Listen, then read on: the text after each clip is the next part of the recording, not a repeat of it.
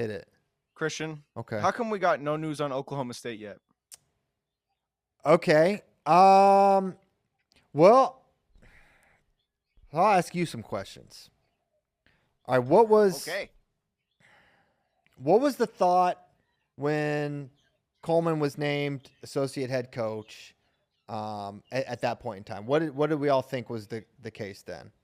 He will probably be the next head coach. Everyone assumed. Okay. All right. He would be the next head coach. That was kind of the thought, right? And then John Smith retired on April the 11th, and it is currently May. Okay, so if he was the next head coach, would it or would it not make sense to have already named him head coach at this point in time? He would probably be named head coach. Okay. And who just visited there? Wyatt Hendrickson. Wyatt Hendrickson. And so would it make sense if you're actively recruiting someone that that person would know the head coach they're committing to? So Oklahoma State is or is not incentivized to name him the head coach sooner rather than later, right? Would we all believe that? Yes. That would make more sense. So knowing all those reasons that if Coleman was the guy for sure to have named him, if you have not named him, to me, that says they're looking outside. They're looking elsewhere. And I think that's what the holdup is.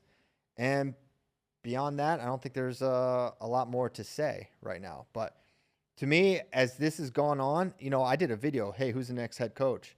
I said, I think it's Coleman. I think he pulls in Neil Ayersman as associate head, and they get the band back together, and they go. That was my thought then. And the more time has passed, the more I think Oklahoma State is looking elsewhere. Outside the Cowboy family? Well, that's interesting because I feel like an FRL topic for the last, I don't know how many years, as we've been discussing the retirement of John Smith and who would get that job afterwards, we have never, ever discussed outside the Oklahoma State family, right? It was just presumed it's gonna have to be a Cowboy. It's gonna have to be a Cowboy. But I don't know, and I'm curious what you guys think. I mean, Sion, you went to a legacy school, Iowa State.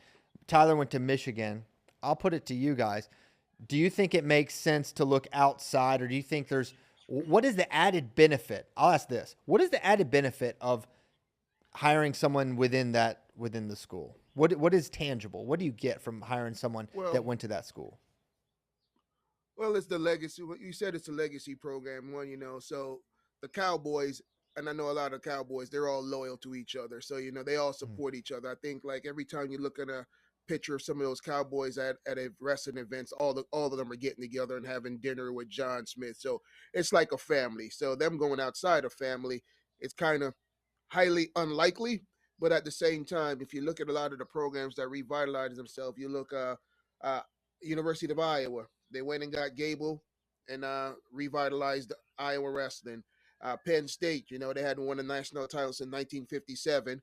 And to my alma mater's dismay, they got Kale and they so have. It sounds like they need to hire a Cyclone now to be successful, is what Sion is saying. Cyclone Sion is saying. Hey, I'm just saying, the facts prove the facts are the facts there.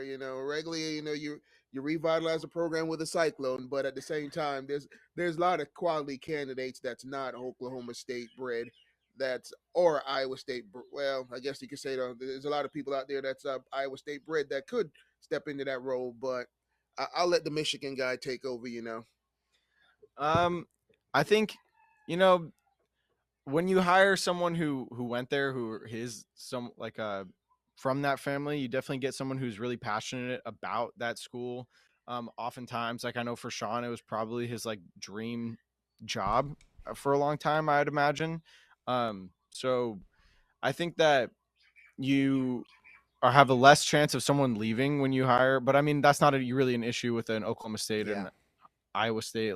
That's not really an issue in the first place, but, I don't know. I think in the case of Sean, when Sean came as an associate head coach, for 4, 5, 6, however many years, had been a while. Yeah.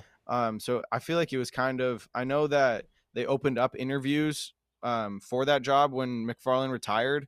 But I remember, like, before they opened up the interviews, like, our assistant AD came in and met with our whole team and was like, we're going to interview people, but we are like 90% sure we know who we want, we know we want it to be Sean. So I don't know. It sounds like, I don't know if maybe Coleman didn't have enough time to try to get his foot in the door there. He only was there for a year, Yeah. as coming from UNC. So I don't know. But at the same time, since Oklahoma State's taking so slow on their time, would they not be? It's recruiting time right now. You're trying to compete. They have a great team. You're trying to compete.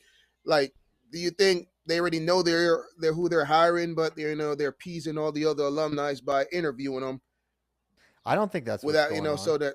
I think they're just. But at the same time, go ahead. Well, I said, yeah, I don't think that's what's happening. I don't think they're.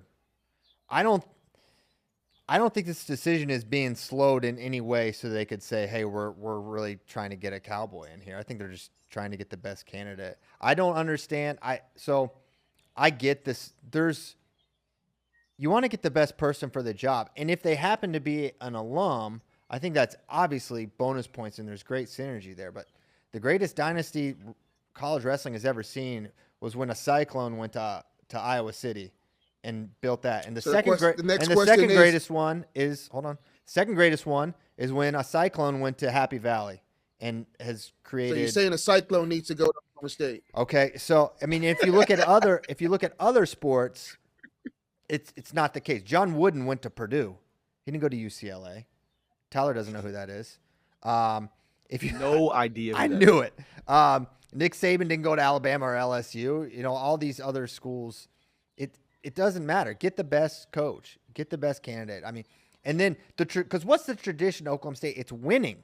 It's about winning. So get who's going to help you win, and that's how I think that's what they're looking at. I don't know. I don't know who the next head coach is going to be. Gun to my head, I would not be surprised at all if it's still Coleman Scott. But this delay and the recruiting aspect, which Sion speaks to, I think are all the reasons you want to expedite the hire. But if they've got a big fish on the line, I think they look to try to reel it in. So, does having Coleman Scott already in place as, a former Division I head coach, does that allow that administration to take as much time as they need? I think that's the other part of it is like, let's say they interview a whole bunch of other people and they look at a bunch of other candidates and they don't end up landing on any of them. They can still hire Coleman. Like they've got a built-in backstop there. Exactly. He's not going anywhere. He's banking on this job, getting it. So I got a question. Let's say Coleman doesn't get the job. Does the new administration keep Coleman? Probably depends on whoever comes in. It would not seem. That would be pretty rare. I don't think you'd see that. Maybe they would want to see a Cowboy kept, but I think that's a little awkward, man. We're both interviewing for the same job. I get the job and keep you on. I don't know. Cole and Ramos are doing it. What about exactly? Tony Ramos was under Coleman Scott, and then when Scott left, Rob Cole got hired. Tony Ramos still an assistant. Yeah, at North Carolina. Come on. It's Rob. Tion, we're in Oklahoma. Okay. Sure. I think that listen, that's a man. Well, here's the other thing. All right, how am I going to do this? Some of these schools that I think they're not serious. They start, okay, I hire you to be my head coach, but here's your staff. What? Like, am I cooking this meal or are you? So, there are examples where it's like, we keep this guy. And there was an example where they were said, hey, you keep this guy. This is your assistant coach. I think that's an administration that is not letting the coach be the coach. And I think that's meddling, in my opinion. I think, hey, you're the head coach. You hire your assistants. And if they arrive at the conclusion that this coach is the best possible person, then maybe you do that. But I think when you start not only hiring the coach, but telling them who they're going to hire, I think that's a little weird. and I think that's Do you not a think good that- signal. Do you think Coleman knew that this was a risk when he took this job, or do you think that he was like pretty certain that he was going to be a coach in waiting? No, I don't think Coleman went there thinking I'm guaranteed to get this job. I think he wanted to go back to Oklahoma State, and I think it was a put it this way, if Coleman stayed at UNC this year and they had whatever year they had, couple All-Americans, whatever, would Coleman Scott's name be at the top of the list for a candidate? Definitely. The top? I would say no. I You don't think so? I think the move the top? No. I think I think the he'd move be one of the top 3. he'd be in the mix. Whereas now he goes to Oklahoma State. They have a good year. I think the move got him to the top towards the top. I think it moved him up. I think the move from UNC to Oklahoma State moved Coleman Scott up the list, in my opinion. For a variety of reasons. So I don't agree with that. I think it was a smart move, and I think it was calculated. It's like, this is my dream job. I went to school here. I was a legend here. I won an Olympic bronze medal here, training here. And I could be the head coach. I think it put him in a good position to do that.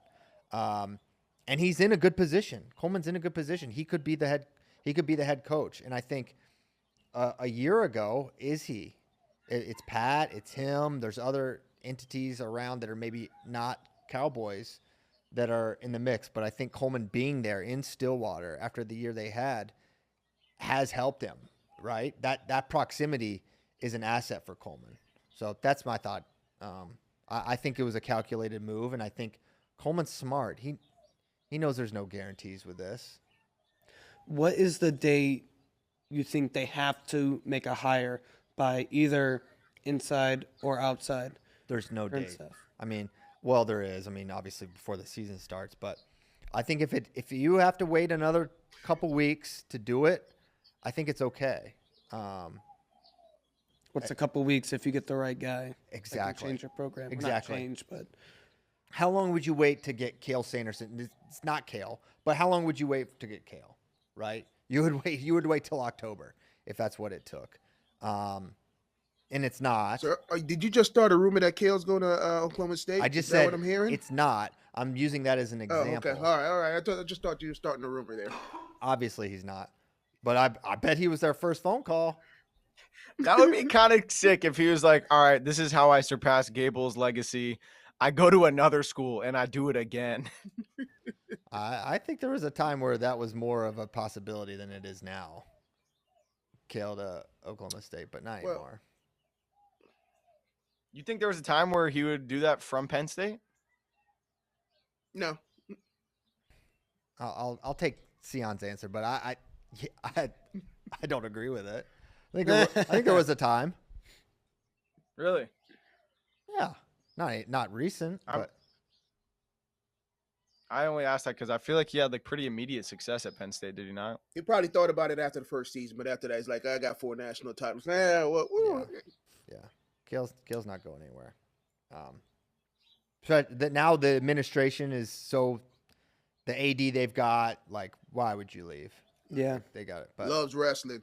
He's at all the wrestling matches. He's at front, all the side, and matches. center. he's He's at everything wrestling. He was at Big Tens. He loves it. He's very supportive, and I think read between the lines there with that sentence.